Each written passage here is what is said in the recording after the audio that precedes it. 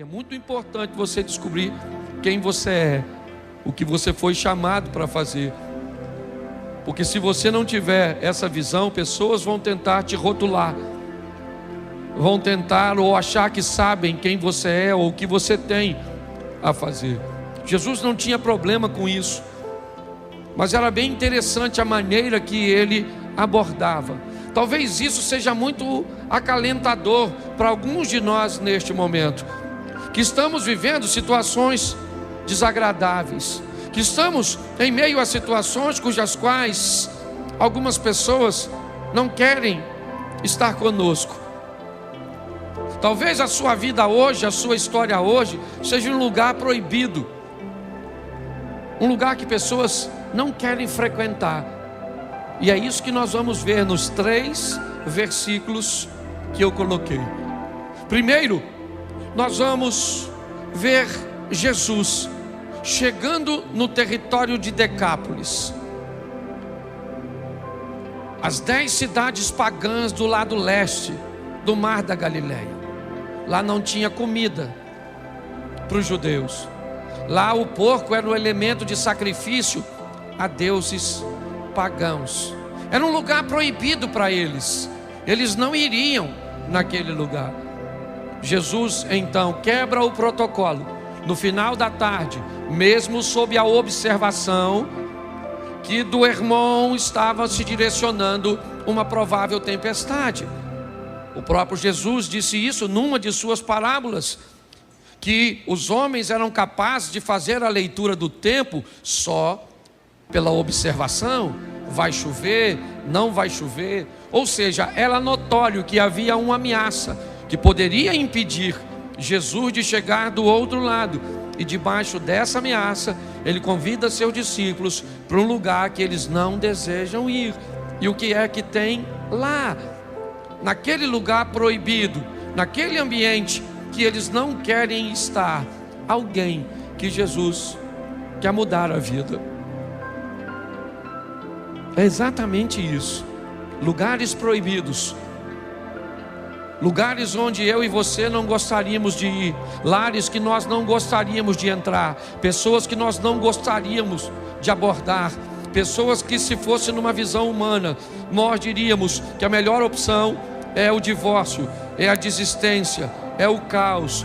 Nesses lugares proibidos, Jesus costumava trafegar com muita facilidade, sempre com um propósito. É verdade. Eu já vi pessoas dizendo: não, eu frequento aquele lugar porque aquele lugar precisa de uma transformação. Mas tá bom, como é que ele fica depois que você sai? Que tipo de transformação a sua presença causa naquele lugar? É importante observarmos que Jesus iria sim, mas coisas extraordinárias. E aqui nós temos 3 coisas que ele vai fazer de forma diferente nos 3 milagres que ele faz em Marcos 5. Ninguém sabe o que ele quer do outro lado. Provavelmente há uma confusão na mente dos discípulos. O que nós vamos fazer lá? Enfrentam a tempestade, que começa em Marcos capítulo 4, a partir do verso 35. Os discípulos entram no barco, uma tempestade se levanta, Jesus repreende a tempestade e o barco chega do outro lado. Quando chega do outro lado, o que tem lá?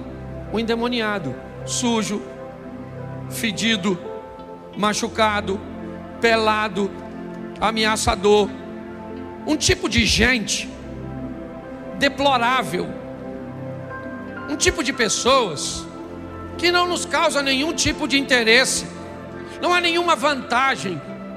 E nós sabemos que, por mais que não gostamos ou não gostemos de dizer isso, não há relacionamento sem interesse.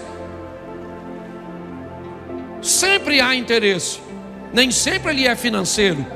Mas por que vocês estão aqui? Sem interesse? É lógico que não. Tem o interesse de uma boa palavra, de um bom tratamento. Há uma série de coisas. Basta que ou o ambiente não seja interessante, inevitavelmente você vai procurar. Você acha que eu estou aqui sem interesse? É lógico que eu também tenho meus interesses de conseguir pessoas que queiram trabalhar para o reino, pessoas que estejam dispostas a se engajar na visão, sempre. Só que interesse alguém tem nesse cara? Porque muitas vezes é assim que as pessoas olham para você, não estão nem aí para você. Por quê? Porque você não pode oferecer para elas nada. É assim. E aí elas passam por você como se nada existissem, ou se nada acontecesse, ou se você nem estivesse ali. Pois é por um indivíduo como esse que Jesus vai atravessar o mar. É por causa de um homem como esse que Jesus vai atravessar, para tirar deste homem algo que não deveria estar nele. Tem um homem que é filho de Deus, imagem e semelhança de Deus, mas ele se tornou um recipiente do mal. Ele é alguém que, ao invés de ter o Espírito de Deus, tem um demônio nele. Os homens não sabem o que fazer com o demônio, então tentam prender o corpo. E o texto diz que as cadeias que prendiam este homem eram feitas em pedaços, porque ele quebrava tudo. Porque o problema dele não era físico, era espiritual. E o que os homens faziam era: bom, já que ele ataca pessoas, vamos prendê-lo. Mas não adiantava. Ele sempre conseguia de alguma forma se libertar. Onde isso está acontecendo? Em Gadara, em Gerasa, certo? Lá do outro lado, Filadélfia, Damasco, Ábila, certo? Cidades que pertenciam às 10 cidades pagãs. Naquele ambiente. Mas como é que Jesus sabe da vida desse cara do outro lado, Cid? Como é? Ele pega um barco, será que ele conhecia? Será que alguém falou da vida dele, como falou do paralítico do tanque? Quanto tempo esse cara está aí? 38 anos, ele está enfermo.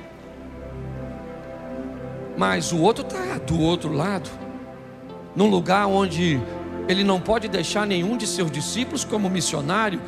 Eles não estão acostumados com a comida, eles não querem evangelizar. Já tem problema com o samaritano, já estava com problema, certo? Mas você viu Pedro, né? Com sérios problemas com Cornélio. Você imagina falar com aquele povo que não merece, que come carne de porco e uma série de coisas que os separam? Pois é atrás desse indivíduo que Jesus vai, para tirar dele demônios. Escute só, esse homem tem um problema, e o problema é espiritual, é demônio. O homem fica endemoniado, e preste atenção, porque é um homem, fique bem claro, um homem que é tão insano que ele não tem como procurar Jesus, ele não tem como ir até Jesus. Suas faculdades mentais estão comprometidas por causa da possessão. Pois é, já que ele não tem como ir a Jesus, Jesus vai a ele. Porque tem situações que ele entra com providência, sem você agir. Há casos que há uma intervenção direta dele, e essa é uma. Cadê o cara? Ele não está procurando Jesus, ele está morando num cemitério, se cortando todo, rungindo como um animal, atacando as pessoas que passam perto dele. Mas Jesus vai lá e tira dele o que ninguém pode tirar. Deus trouxe você aqui hoje para dizer para você e para mim que irão chegar momentos na nossa vida que nós vamos nos deparar com coisas que não temos como resolver, estão além das nossas forças, mas nós precisamos reconhecer o Deus que nós servimos, e Ele entra com providência a nosso respeito. Tem questões espirituais, e espirituais não se resolve com grana, espirituais não se resolve com conselhos, espirituais se resolve com ferramentas espirituais, e Ele pode fazer isso.